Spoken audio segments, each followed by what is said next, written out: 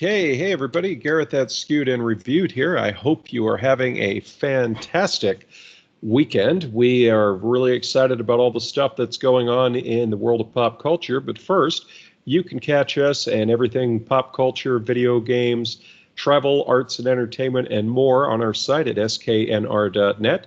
You can catch our articles each week in the Pinal Central network of newspapers at pinalcentral.com, keyword skewed.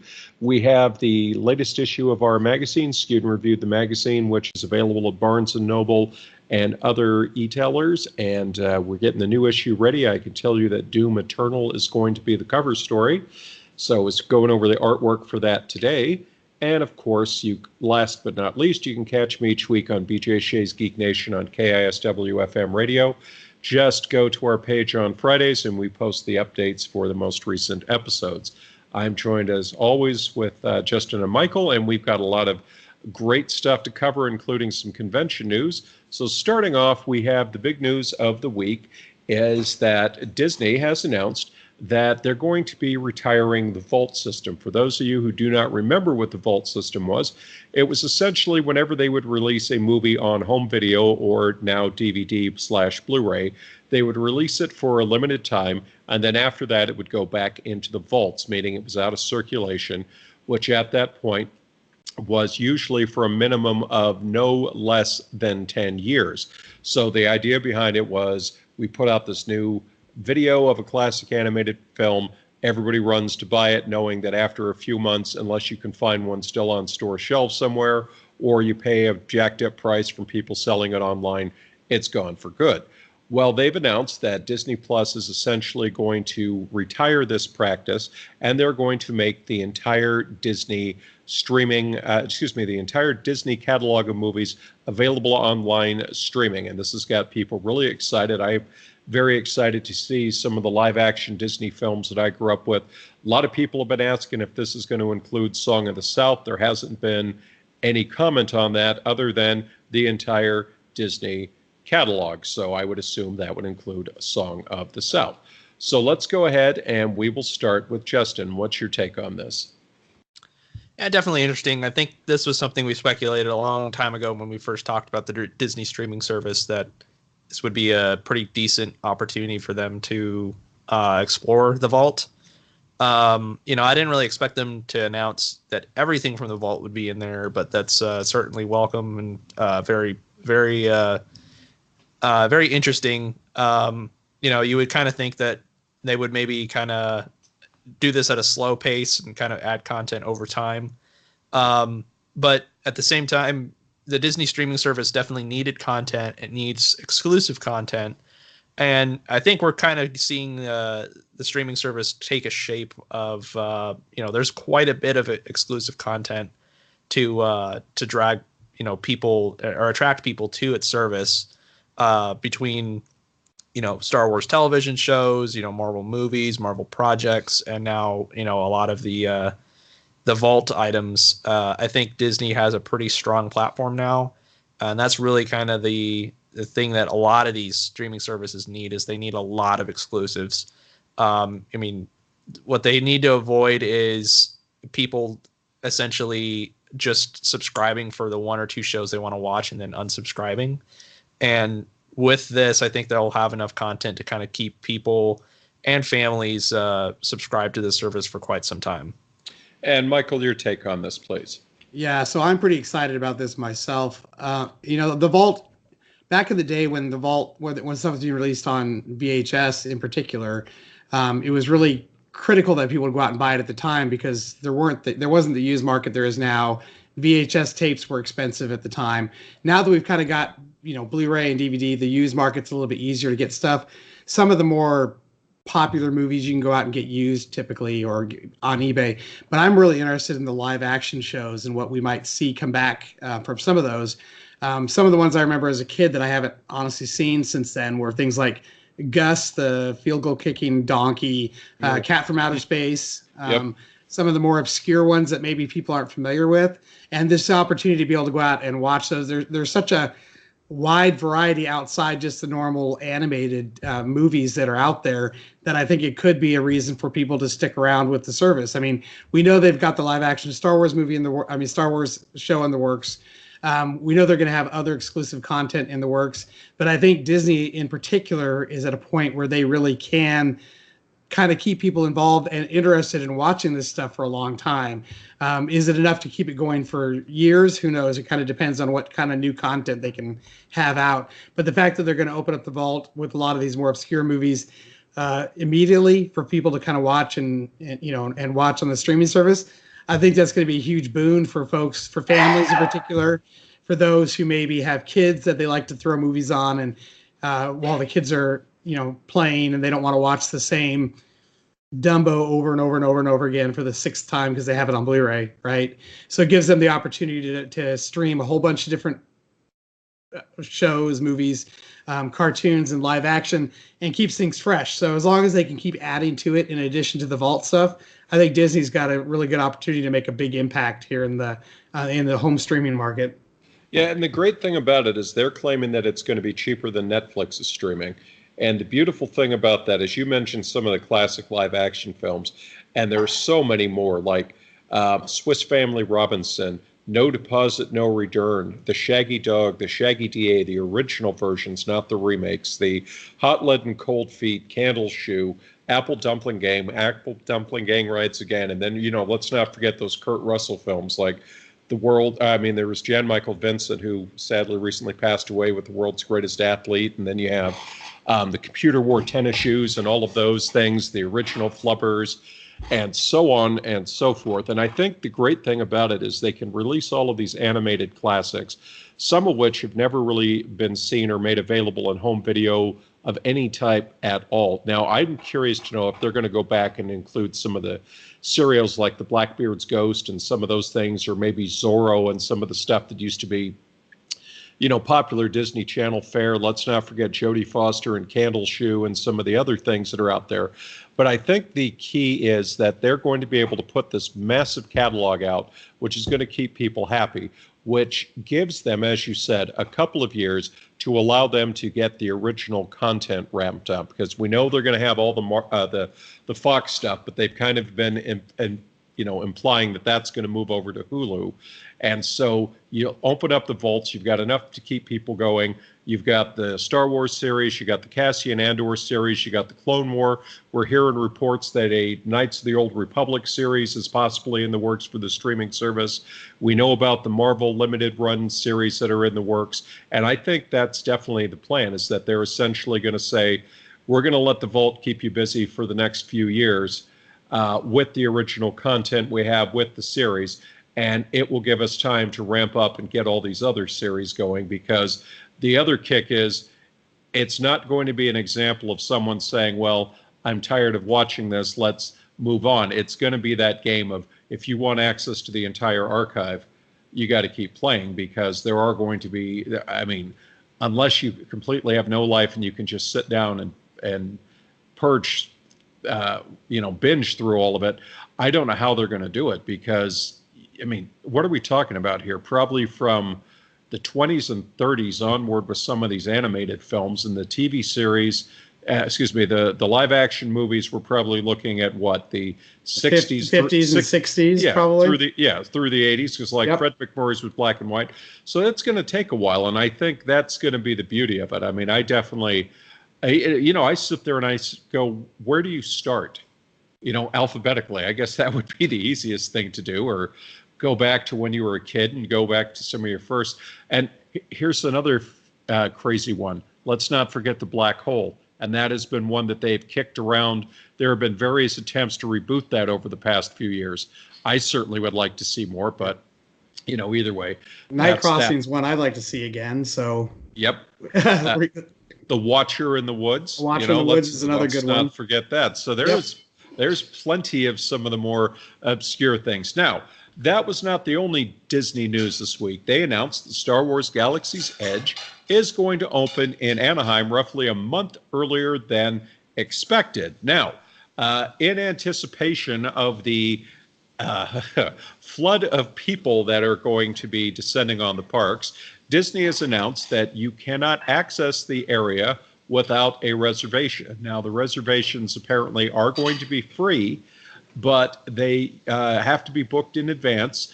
There has been a little back and forth on this. Some people have said that if you stay at a Disney property, you get an automatic reservation slot. Other people say that's not correct. I've heard some people say, well, the reservation slots are only for an hour.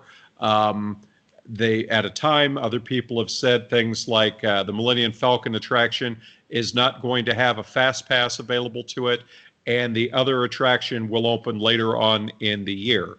So what do you make of this, Michael? Good idea, bad idea, or somewhere in between? Well, I think the idea is a good idea. I think without it, it would be so cram-packed in there, at least for the first 6 months to a year. Nobody would be able to enjoy it anyways. I mean, you'd probably be talking shoulder to shoulder with people walking around. So I think the idea is a good one.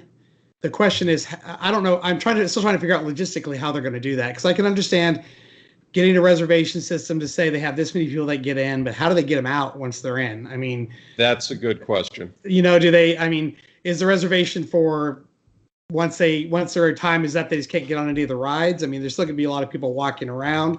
So I think it's a necessary evil. I hope it's something that doesn't need to continue more than a couple of years, and we get to a point where, just like everything else, right, as everybody gets used to the attractions, they've seen them, now they kind of start flowing in with the rest of the Disney attractions. But I think, I just don't know of any other way that they could do it. Again, logistically, I think it's going to be a lot more complicated than, it's not like a restaurant where you take a reservation, the people eat their meal, and then they get up and leave.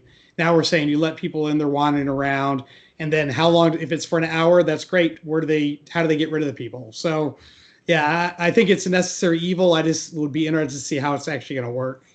Yeah, we're going to get to your thoughts on this just in a moment. But my thought is, at first, I thought it would be like when they do the Mickey's Not So Scary Halloween Party. Well, when I went to it, what they did was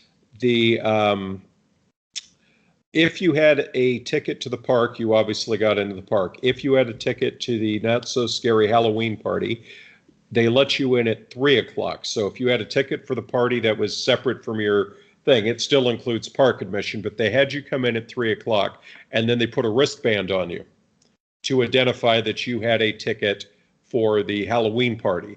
And then at 7 o'clock, they cleaned out the park. And basically what they did was they would just literally go around and, do you have a wristband? Yep. Okay. Over here. No, I'm sorry, folks. You'll have to leave the park. You'll have to leave the park. Now, that's great. But my thought on it is, what happens, say, if you get an hour and you get in there and you're standing in line at the restaurant or the cantina, and you just been served your food, you sit down at your table, and your hour's up. Are they going to come by and say, oop, you got to go? Or what happens if you go in there, you get an hour, you get in line for the Millennium Falcon, and say the line is 90 minutes to an hour and 20 minutes long. So you spend your entire hour waiting in line. Are they going to come up to you and say, sorry, you got to go? Because I could see that being a nightmare. See, and I'm kind of wondering if that 1 hour is a little flexible. See, my thought is, if they're not going to have a fast pass on the Falcon, I could see if they said, okay, you got an hour, your time on the Falcon is this, that gives you 45 minutes. But, they have to do something, because, as you said, there were reports that when they did Toy Story Land in Florida, that some people were waiting 6, 7, 8 hours to get into it, to get on the attractions. The Avatar thing still draws people. So, go figure. Now, Florida is going to open at a later date, so I think they're going to see how Disneyland is able to handle it and then go from there. But I think anybody can see it's going to be drawing people in. That's why, they've got to do something. Justin, your take on this, please. Yeah, so I guess my question, so just for clarification, is this like reservations for attractions or just reservations just to get inside? Reservation to get inside. The park itself? No. For the Star Wars Galaxies Edge section. So, okay. The idea would be like this. Say you're going opening week or something like that. Now, you have your ticket to the park. You can go in and get your fast passes around Disneyland and California Adventure. You can get the Magic Pass that allows you to book your fast passes online. but apparently Galaxy's Edge is not going to have any fast passes to start. So what you would have to do before your trip is to say, I want to book time in Star Wars Galaxy's Edge. And they would confirm that you have a slot, and you would be given a time slot for you to be in that area. If you do not have a reservation, you can't just walk over and walk into that section while you're there. So it's kind of like, it's almost like, it's like treating it like a restaurant. It's there and it's in the park, but you don't get in without a reservation. I see. Yeah, I mean, I guess it sort of makes sense. I mean, they're trying to control the flow of people, and I just wonder though if you basically decide, like you and your family decide, like, hey, I'm going to go to Disney World or Disneyland, and I really want to see the Star Wars attractions. Like, I guess it is like it's a double-edged sword because you'll know beforehand whether you can go there or not, and it would suck to go there and to show up and then not be able to enjoy the section of the park because it's just so flooded. I mean, I think we had heard that there were some estimations that, like you had just mentioned, that a lot of these attractions will take, upwards to 6 to 8 hours, which is just crazy to think about, just for one attraction. So it does make sense to me. And, you're also giving people beforehand some knowledge, whether, what to expect. So, if they're planning out their trip and they really want to see certain attractions, then, they can sort of reserve it. And that's probably some peace of mind. But at the same time, there are definitely some questions, as you've brought up, that how do they keep track of all these people? How do they enforce this rule as they enter in? There's probably hundreds and maybe even thousands of people in this section of the park. How are they going thousands? Yeah. How do they find? How do they enforce?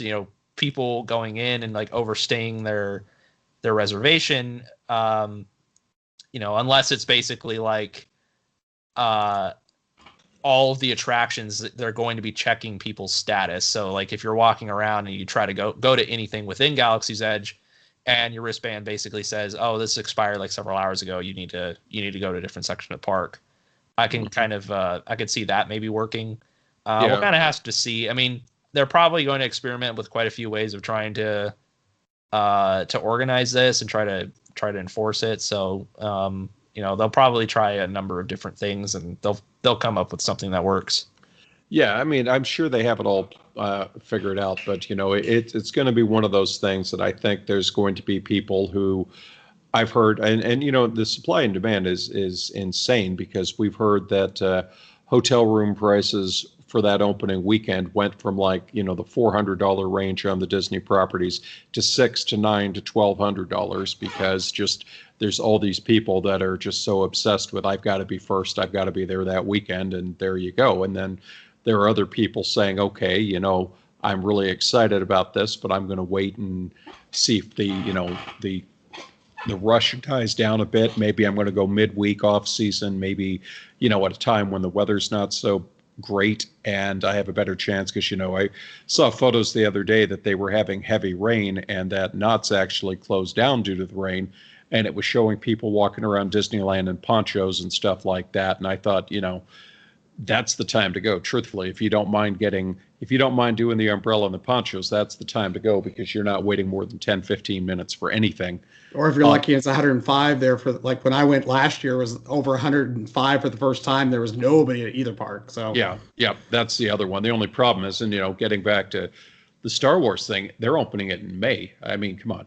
May, June, July, August. It's not as hot as it is here in Arizona, but still, nonetheless, that is something to consider. But it is going to be something else, and I'm looking forward to seeing what they have. I mean, there's definitely a lot to look forward to in that. And let's not forget, the Marvel attraction is going to be opening about a year or so after that over in California Adventures. So we have a lot definitely to look forward to. Final thing on Disney, Captain Marvel opened to solid reviews in a extremely large worldwide opening, which pretty much invalidated all those trolls that were online trying to shut it down. So, Justin, were you shocked with how well it opened? I mean, definitely not. The Marvel movies always do exceptionally well. I think I was looking at some of the numbers. It's not doing, better than some of the other movies that have come out recently. It's did a little bit less than Black Panther and obviously Infinity War.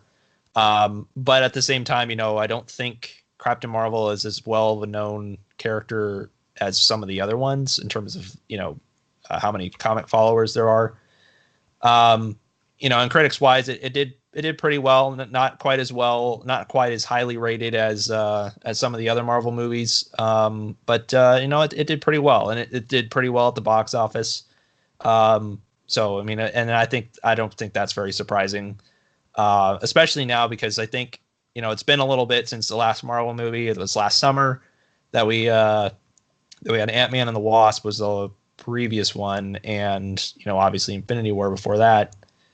So I think people have been sort of waiting for a Marvel movie, and also people are very anticipated for Infinity War, or excuse me, Endgame. There you go.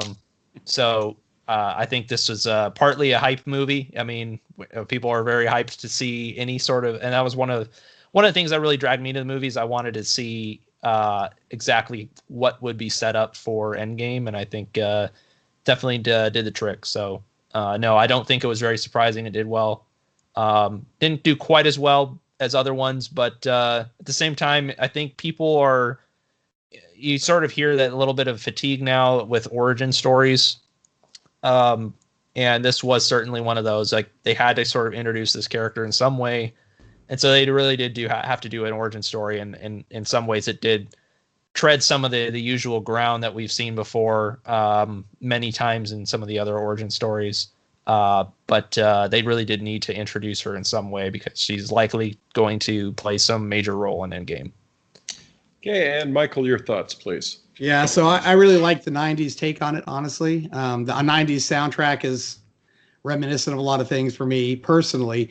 And it's sitting at around an 80% on Rotten Tomatoes right now, aggregate, of course, but that's, in line with a lot of how some of the Marvel movies have done. I enjoyed it. I thought it was a fun film. I know there was a lot of backlash early on, people review bombing it before it even came out, that sort of thing, which is kind of a shame, because I think it was a very valid entry into the Marvel universe to do as well as, say, Black Panther. And did it go to that level? No. But it's a good origin story. I definitely would put it up there above some of the other ones like Iron Man 2 and some of those. I thought it was better than that. And it does, move the story along towards Endgame. I think if you're going to see Endgame, I think this one is a very important one to see first. Not so much because of some of the hints and stuff that's shown in the movie, but getting to know the character, getting to understand her motivation, getting to understand her relationship with Fury, getting to understand her powers. I think there's a lot of it there that I think for people who go to Endgame without seeing Captain Marvel aren't going to really catch. And, that's been true with, I think, any of the Marvel movies going on. Yes, you could always just go see the Avengers movies and not see Black Panther, not see, Captain America, not see Thor movies, but you're going to miss a lot in the process. So really what I've found with the Marvel Cinematic Universe as a whole is if you don't keep up with it, you can get lost pretty quick. So I think it was a good movie. I enjoyed it. My wife enjoyed it. And, we had a really good time with it. So I think it was fun. I really feel bad for the negative press it got before the release, because I think, generally speaking, it lived up to its hype as much as it could. Yeah, and I think it just goes to continue the saga of Marvel. They have the winning touch. They continually find a way to take some of their better known characters as well as their lesser known characters and turn them into cinematic gold. And, we're hearing some early reports that Shazam is actually getting some decent reviews. So, I think this is a win-win for fans. I would be curious to see, we talked, I don't want to be too much of a downer on this, but we talked about how Solo being so close to The Last Jedi possibly hurt its box office. And there are some saying, well, Avengers Endgame's opening so close to this, but I'm like, no, I think Avengers Endgame is going to basically, I would be shocked if it isn't one of the top grossing Marvel films ever, because it's got everything. This is it. This is what they've been building for all these years. and it's going to potentially talk about the future of the Marvel film franchise for the next few years in terms of who's staying around, who's going, that sort of thing. And let's not forget, we had Black Panther and Avengers fairly close to each other, and Ant-Man and the Wasp were not that far apart. So I think if the films are good quality, it's going to work. And when they're interrelated stories like this, there you go. Now, I did want to mention briefly, we still have a crew down there covering this week and the next, but South by Southwest is going on in Austin, Texas, big film, cultural, music festival. There have already been premieres for Jordan Peele's Us, which has had outstanding reviews. You have Charlize Theron and Seth Rogen's The Long Shot, which is debuted.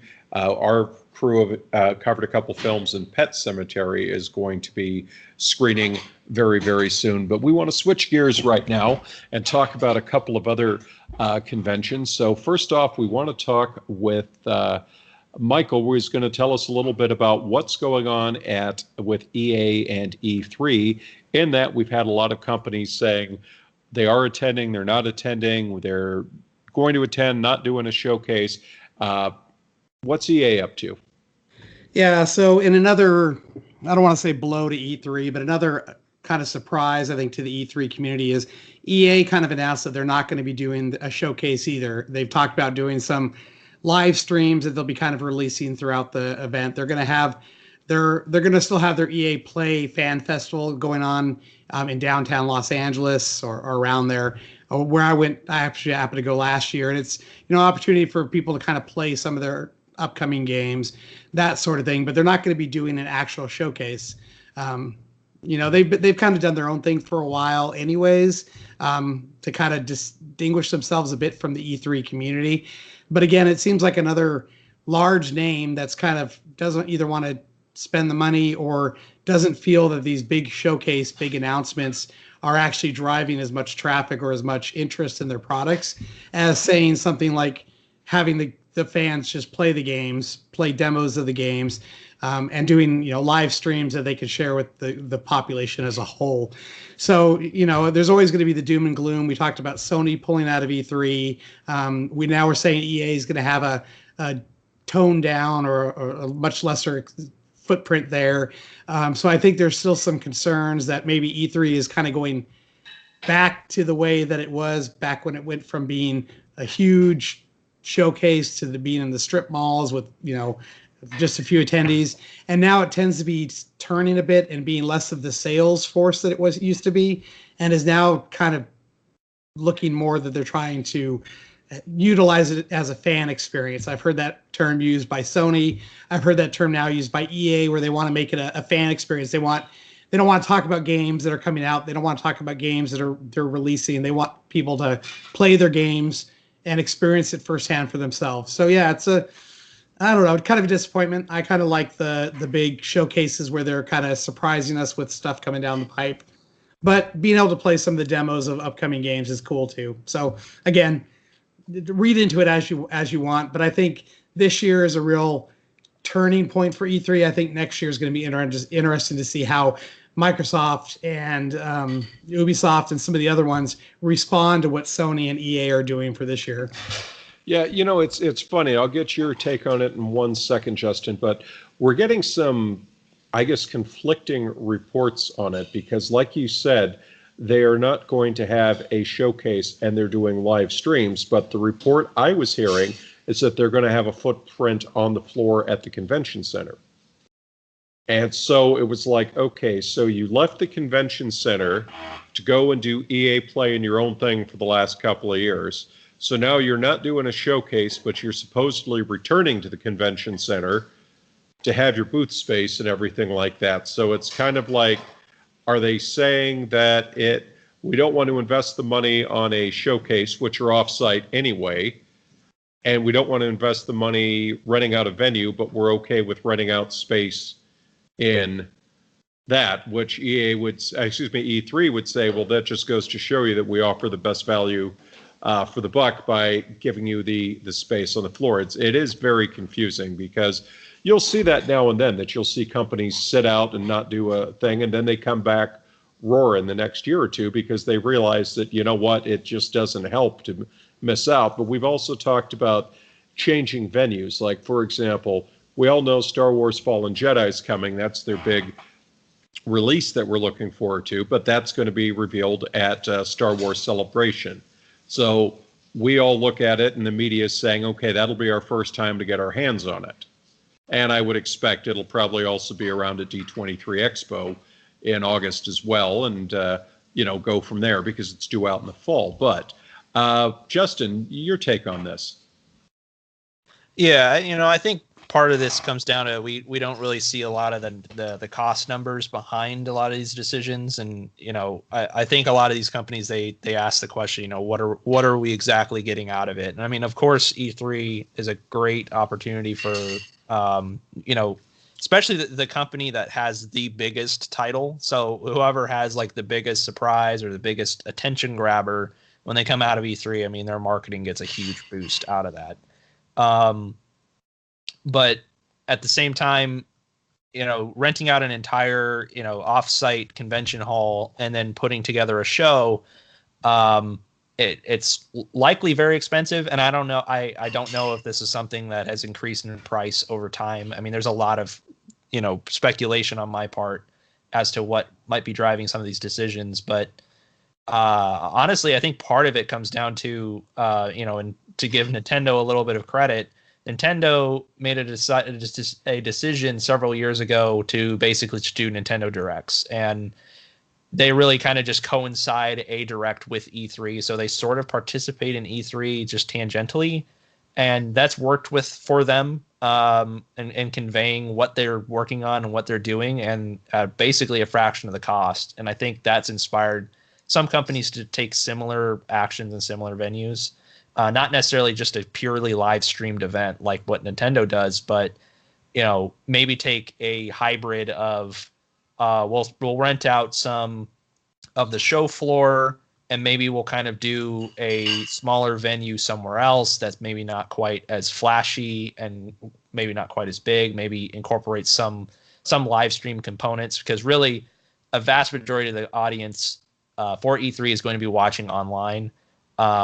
And I would think that most of that audience doesn't necessarily care whether it's in a convention hall or if it's, at Bethesda Studios themselves. It might be cheaper for Bethesda to rent out a conference hall near where their office is rather than, in LA near E3. So there's really a lot of variables that can go into this. But like you said, we've seen similar things happen before where, like in the mid 2000s, a lot of companies basically pulled out of E3. E3 really downsized, and then within a couple years, it was really back and bigger than ever. So that's one thing that I think could potentially happen, is a lot of these companies kind of pull away, start doing their own thing, and then some company will see the vacuum that is E3, and the lack of people showing up and be like, hey, why don't I take all of this attention for myself and really hit it big, and then all these companies will come back. I don't know if that will happen, but similar things have happened before, so I think it's definitely possible. Yeah. Now, switching gears, we have another convention coming up in about 3 weeks, and that is Wondercon, which is done by the folks who do San Diego Comic-Con. And we have a lot of interesting stuff coming in. We talked last week about the presentation Marvel are doing, and now we have word that AMC is going to be doing Into the Badlands, which is going to be concluding soon. Fear the Walking Dead, they are going to be showing off some of their new shows. And of course, we also get news that some of the studios, Warner Brothers, New Line, and others are going to be doing presentations. Now, usually the convention is a lot of fandom-based, as you would expect, a lot of television shows, a lot of video, that sort of thing, panels on special effects, costuming, things of that nature. But now we're seeing more and more high-profile studios in, and we're seeing more and more film content coming in. So, anybody who's followed the convention could definitely say it's definitely been expanding from where it started out in San Francisco, and then now in the last few years it's been in Anaheim, continues to grow. And what is your take on this? We'll start with you, Justin. What do you think about the expansion of Hollywood, frontline movies and shows coming into the panel? It's interesting because it just kind of goes to show like how much the industry changes over, short periods of time. People will find some of these venues that aren't being used by others, and they'll kind of capitalize on it. And I think that's really kind of what it comes down to, is someone sees a space where they can kind of get a lot of attention and they utilize it, and they get a lot out of it. And Michael, your take, please.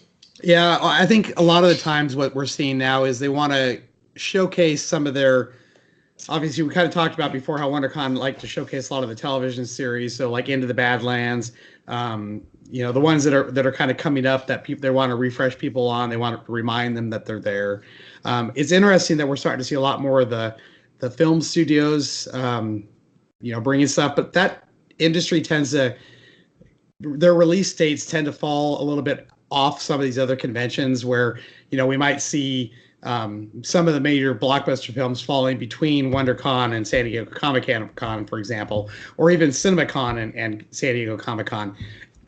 Excuse me. So there's a lot of, I think, timing involved with this. They want to, excite people, and they want to make stuff relevant and show off some of their stuff that is going to be coming out in the fairly near future. Maybe have some big announcements too, and also takes some of that pressure off of the San Diego Comic-Con folks too. There's a lot of, as we know, particularly with actors, there's a lot of conflicts and schedules, that kind of thing too. And maybe some of these other shows, the WonderCons or even the Phoenix Fan Fusion, some of those other ones, maybe those are a little bit easier time-wise to book with some of these actors than something like a big venue like San Diego Comic-Con. So it's just a good way to keep people, interested in what's coming out, interested in movies as well as television show, and give them an opportunity to kind of, hear what's coming out recently without waiting for some of these big shows to have the big reveals. Yeah, it's very interesting because I was always under the impression shows like Phoenix Fan Fusion and stuff are always negotiated with the talent around their schedule. But things like San Diego Comic-Con, New York Comic-Con, WonderCon, CinemaCon, things like that a lot of these are required appearances that are often put in their contracts in terms of publicity, because this is the showcase to promote the film. This isn't a come to a fan convention and do an autograph signing. This is the big reveal and stuff like that. And it's interesting because I think it shows that they just last year there was the expansion to the convention center in Anaheim, and I think it just shows the growing impact of it, and that how they continue to, while they've given people more room in which to exhibit, as well as for the fans to get around to give them even more space to interact and that sort of thing, I think they've also allowed a greater width of content to come, because I think it's a case of them saying, we're not trying to be like our big brother,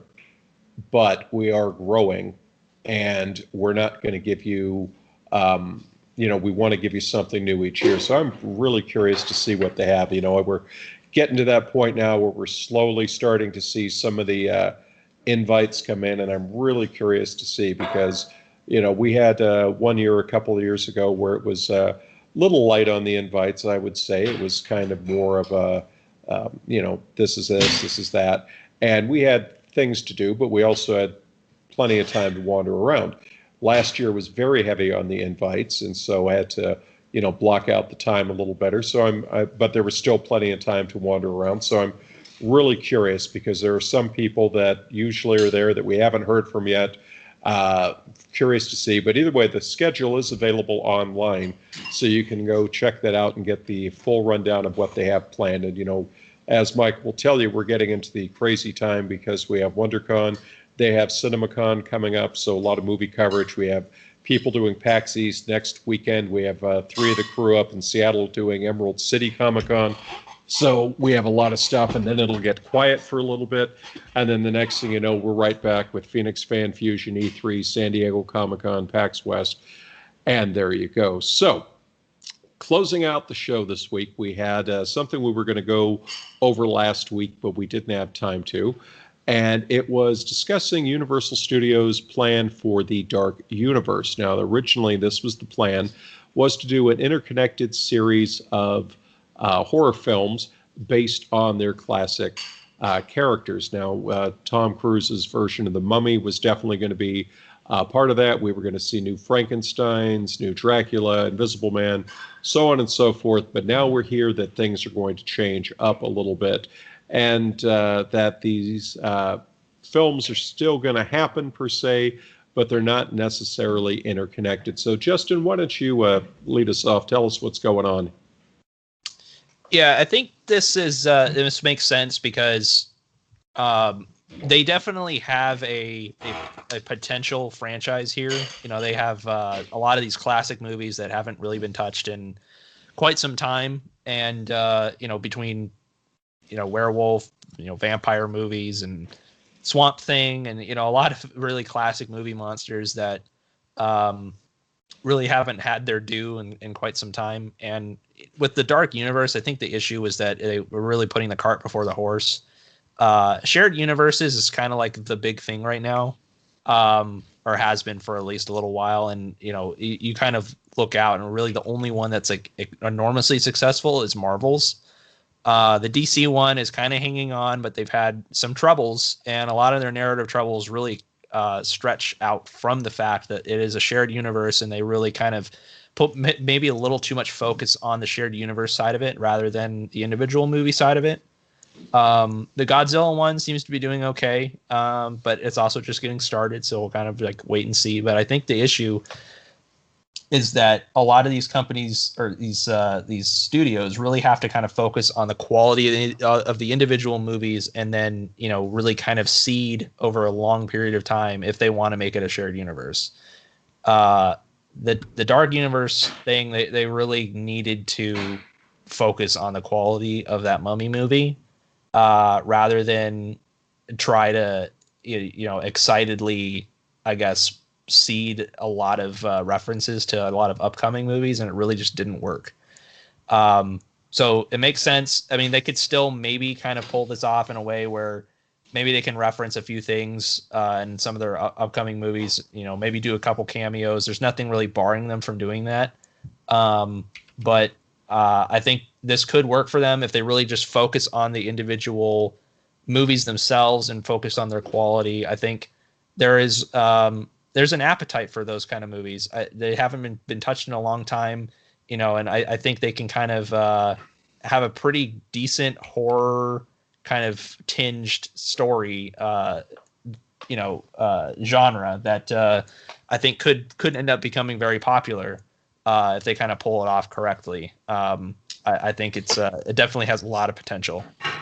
And Michael, your thoughts to wrap it up today? Yeah, so I agree with Justin on that too. Is I think they tried too hard to make them a combined universe without focusing on what makes each monster or which individual story unique and interesting. I think if you start trying to figure out that you're going to force all these different monsters into one puzzle to make it look like it's a congruent structure, I think you really take away some of the opportunities and some of the creativity away from those who are actually writing the movies. I think Marvel has been they do an exceptional job of what they do as far as making sure that there's that the stories build onto each other and yet still tell compelling stories by themselves. For those who have no interest at all in a Marvel universe as a whole and just want to see an Iron Man movie or want to see a Thor movie, you can do that. They don't force you to try to fit all these pieces together. And I think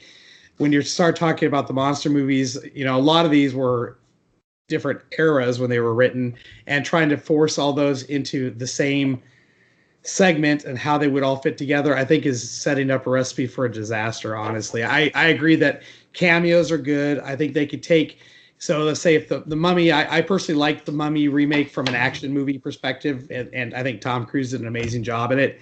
Did I think it was reminiscent of a Mummy movie that you might tie back to one of the original monster movies? No. And I think if you try to say, well, the Invisible Man is going to tie into the Mummy, this way, and then we're going to add the Wolfman, they're going to all tie together. I think, again, unless there's some clearly defined paths that everybody's going to take to make them fit together, I think you're going to end up with a lot of stories that either A, don't really fit for what they're trying to do, or B, they don't really progress the story of the Mummy further, or they don't progress the story of the Invisible Man further. I think focus on individual movies that are all part of the monster franchise, see how they do, and then at some point, if we want to try to tie them together in some other way, then maybe look to do that. And again, cameos is one way to do that. Referencing another movie, if that references another monster in a movie that somehow fits into the storyline, is fine. But if all of a sudden we're trying to tie them all together for some big blockbuster, all the monsters come together for one final battle against the heroes, I just don't see that working in this particular universe. Well, we definitely covered a lot of stuff this week, guys. That is for sure, and that is a great way to end it. Next week, we'll be back with all new content, and until then, take care, and we'll talk to you then.